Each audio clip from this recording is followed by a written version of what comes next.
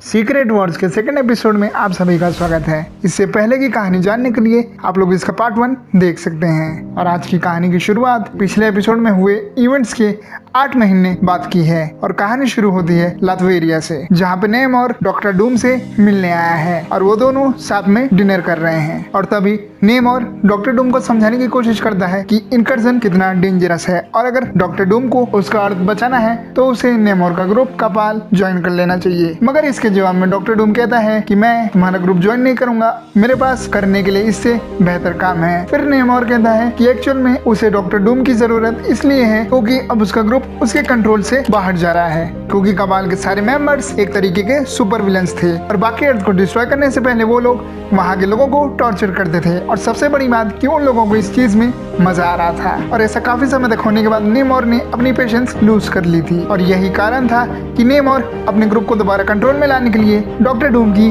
मदद चाहता था, ताकि डॉक्टर डूम उसके ग्रुप में आए और वो लोगों को कंट्रोल कर पाए। मगर ये पूरी कहानी सुनने के बावजूद डॉक्टर डूम एक बार दोबारा नेमोर से कहता है कि I have bigger things to do और वो अपनी चेयर से उठ के वहाँ से चला जाता है। पिछले 8 महीनों में काफी कुछ बदल चुका था, जहाँ पे कबाल बहुत सारे अर्थ को डिस्ट्रॉय कर रहा था और वहीं दूसरी तरफ कैप्टन अमेरिका को अपनी पुरानी मेमोरीज वापस मिल चुकी थी, जिसके बाद कैप्टन अमेरिका को लगता था कि बाकी इल्यूमिनाटीज के मेंबर एक तरीके से कानून के दुश्मन हैं और उन्होंने कैप्टन अमेरिका के साथ धोखा किया है और उनको सबक सिखाने के लिए कैप्टन अमेरिका ने पूरी की पूरी शील्ड इल्यूमिनाटीज के पीछे लगा दी थी। इसका मतलब ये है कि सारे शील्ड मेंबर और कुछ नहीं बल्कि रिफ्यूजीज की तरह बन चुके थे। जैसे वकांडा पूरी तरीके से डिस्ट्रॉय हो गया था क्योंकि वहाँ का किंग ब्लैक पैंथर वहाँ से भाग चुका था। टोनी स्टार्क ने एक नया सूट बनाकर कबाल के मेंबर से फाइट करने की कोशिश की थी, बट वो उस फाइट में हार गया, जिसके बाद कबाल के मेंबरों ने टोनी स्टार्क को अपना प्रिजनर बना दिया और बाकी इल्यूमिनाटीज जैसे हल्क, रीड रिचर्ड्स भी कैप्टन अमेरिका की शील्ड से भाग रहे थे और छुपने की जगह ढूंढ रहे थे। और इन सारी चीजों के अलावा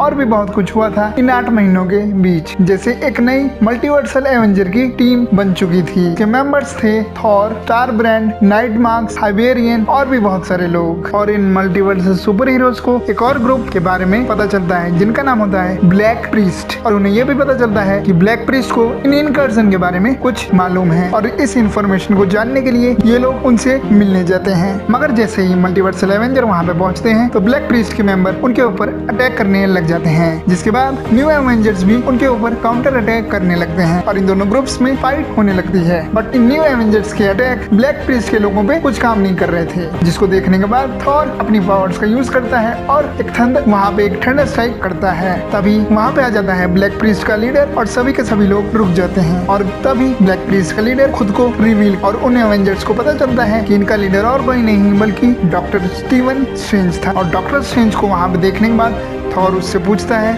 कि क्या तुम्हें पता भी है कि पूरे अर्थ पे एक्चुअली में चल क्या रहा है और तुम्हारे दोस्त इल्यूमिनाटी कितने खतरे में हैं? जिसके जवाब में स्ट्रेंज बोलता है हाँ उसे सब पता है और उसका ब्लैक प्रीस्ट को ज्वाइन करने का रीजन सिर्फ एक ही था, ताकि वो इनकर्जन के सोर्स का पता लगा सके, जो कि उसने लगा लिया था। जो कि उसने और स्ट्रेंज, थॉर और बाकी सारे लोगों को बताता है कि इनकर्जन का रीजन है राबू मलाल और आइवरी किंग्स के बीच चल रही वॉर, जिसका मतलब ये है कि अगर उन्हें इनकर्जन को रोकना है तो उन्हें इस लड़ाई को भी रोकना पड़ेगा, जिसके लिए उन्हें दोनों में से किसी एक ग्रुप को हराना पड़ेगा। और डॉक्टर स्ट्रेंज ब्लैक प्रीस्ट को ज्वाइन करने के बाद इसी काम में लगा हुआ था, बट अभी तक वो अपने इस काम में सक्सेसफुल नहीं हुआ था। और वहीं दूसरी तरफ कैप्टन अमेरिका ने रीड रिचर्ड्स को ढूंढ निकाला था, जिसके बाद कैप्टन अमेरिका की टीम और रीड रिचर्ड्स की टीम में फाइट होने लगती है। बट रीड रिचर्ड्स अकेला नहीं था, बल्कि उसके साथ थे स्पाइडरमैन और कैप्टन ब्रिटेन, जिनकी वजह से रीड रिचर्ड्स की टीम कैप्टन अमेरिका और शील्ड को हराने में कामयाब हो जाते हैं, जिसके बाद वो लोग इनको कैप्चर कर लेते हैं। और उनको कैप्चर करने के बाद रीड रिचर्ड्स कैप्टन अमेरिका को कूल डाउन करने की कोशिश करता है और समझाता है कि अभी तक हमारे अर्थ पे कोई इनकर्जन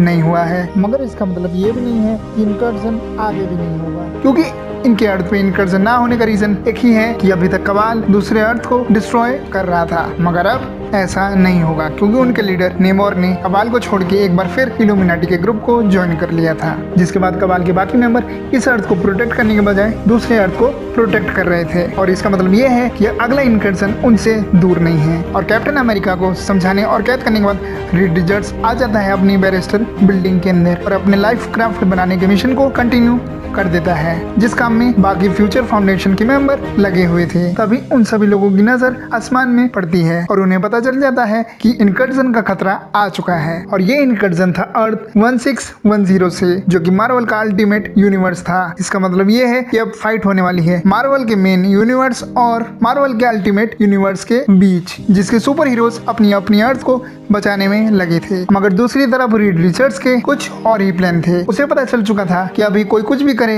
मगर हम लोग अपने इस अर्थ को नहीं बचा सकते, और इसीलिए उसने इस लाइफ क्राफ्ट को क्रिएट किया था ताकि समय आने पे वो इस लाइफ क्राफ्ट का यूज करके किसी सेफ जगह जा सके। और उसका प्लान ये था कि वो अपनी फैमिली और अर्थ के कुछ सुपर हीरो को उसमें बिठा के यहाँ से दूर ले जाए। और उसी बैरिस्टर बिल्डिंग के बाहर बहुत खतरनाक जंग छिड़ी हुई थी और मार्वल के सुपर हीरो अपनी अर्थ को बचाने में लगे हुए थे। और सभी सुपर हीरोज का अपना अलग अलग प्लान था। जैसे गार्डियंस ऑफ द गैलेक्सी भी अपने दूसरे स्पेस के मिशन को छोड़ के लोगों को इनकर्जन से बचाने वहाँ पे आ गई थी। और इसके अलावा डिफेंडर्स जैसे लूक केज और आयरन फिस्ट वहाँ के लोगों को बचा रहे थे। और एक तरफ था साइक्लोप्स, जिसे किसी तरह पता चल जाता है कि यहीं पे एक फीनिक्स एग है जो कि बहुत ही जल्द फटने वाला है, इसीलिए वो उसके पास चला जाता है। और उस एग के फूटने के बाद साइक्लोप्स को मिल जाती है फीनिक्स पावर। मगर इससे पहले कि वो अपनी फीनिक्स पावर का यूज कर पाता, रीड रिचर्ड्स उसे अपने लाइफ क्राफ्ट में टेलीपोर्ट करके ले आता है। और साइक्लोप्स के अलावा रीड रिचर्ड्स और भी सुपर हीरोज जैसे captain Marvel, Spiderman,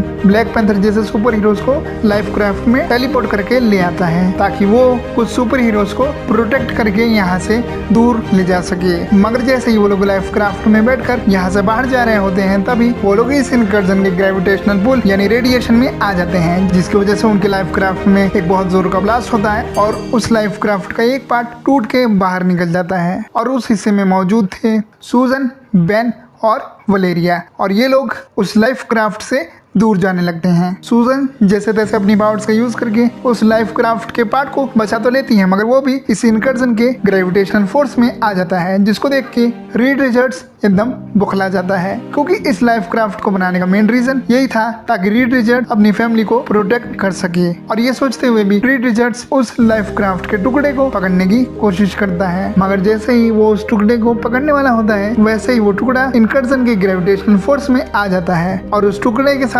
Reed Richards की पूरी फैमिली डिस्ट्रॉय हो जाती है, जिसको देखने के बाद रीड रिचर्ड्स बिल्कुल पागल हो जाता है और चिल्लाने लगता है। जिसके बाद उस लाइफ क्राफ्ट में मौजूद बाकी सुपर हीरो जैसे तैसे उसे कंट्रोल करने की कोशिश करते हैं, जिसके बाद वो लोग लाइफ क्राफ्ट में बैठकर वहां से चले जाते हैं। मगर जाते जाते वो लोग देखते हैं कि कैसे मार्वल का 616 और मार्वल का अल्टीमेट यूनिवर्स कैसे आपस में टकरा रहे हैं और कैसे वो दोनों अर्थ आपस में टकरा के डिस्ट्रॉय हो जाते हैं। और ये कहानी यहाँ पे खत्म नहीं होती है, बल्कि अभी तो ये कहानी सिर्फ शुरू हुई है। आगे और भी बहुत कुछ होने वाला है और इसका अगला पार्ट मैं अगले वीडियो में एक्सप्लेन करूंगा। So stay tune for that and thanks for watching.